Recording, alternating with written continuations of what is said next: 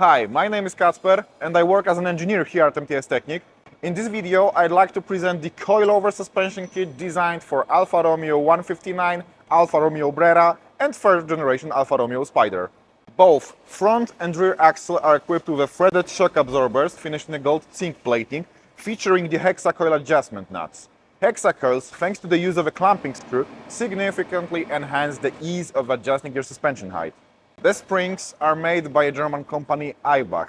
These are ERS type springs with linear characteristics, and thanks to their internal diameter of 60 mm, they allow for easy replacements with springs of different stiffness. Also, on the rear axle we've got helper springs, which provide preload for the mainspring. All four strap towers include black anodized aluminum spring caps, dedicated bump stops and dust covers. Our kit also comes in with an adjustment wrench, 2 mtstechnik stickers and any necessary documentation, such as installation manual and TUV certificate. Thanks for watching.